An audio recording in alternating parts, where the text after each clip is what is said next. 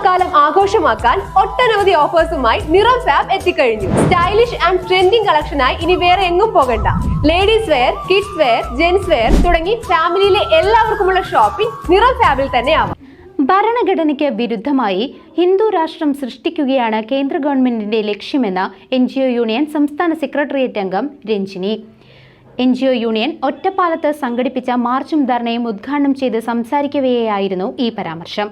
വിവിധ ആവശ്യങ്ങൾ ഉന്നയിച്ചുകൊണ്ടാണ് സംസ്ഥാന സർക്കാർ ജീവനക്കാരുടെ കൂട്ടായ്മ NGO യൂണിയൻ മേഖല മാർച്ചും ധർണയും സംഘടിപ്പിച്ചത്. മായന്നൂർ പാലത്തിന് സമീപത്തു നിന്നും ആരംഭിച്ച മാർച്ച് ഒറ്റപ്പാലം നഗരസഭ ഓപ്പൺ ഓഡിറ്റോറിയത്തിൽ സമാപിച്ചു.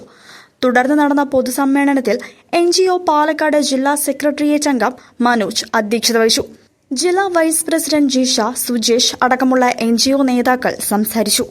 അന്ന് ദീർഘവീക്ഷണത്തോടുകൂടി ഈ ഭരണഘടന രൂപകൽപ്പന ചെയ്തവർ ഈ നാടിന്റെ മനുഷ്യർ എങ്ങനെ ജീവിക്കണം, അവനെങ്ങനെ സമത്വത്തോടെ ഈ നാട്ടിൽ ജീവിക്കാൻ പറ്റും, അവൻ അതിന് തക്കത്ത രീതിയിലുള്ള സാഹചര്യങ്ങൾ ഒരുക്കുന്നതിന് വേണ്ടി എന്ത് ചെയ്യണം, അവനൊരു അനീതി നേരിട്ട് കഴിഞ്ഞാൽ അതിനുള്ള പ്രതിവിധി എന്താണ് എന്ന രീതിയിലെല്ലാം പറയുന്ന ഈ സംവിധാനത്തിനെ തകർക്കുക എന്നുള്ളതാണ് കേന്ദ്രം ഭരിക്കുന്ന ഭരണകൂടത്തിന്റെ പ്രധാനമായിട്ടുള്ള അജണ്ട.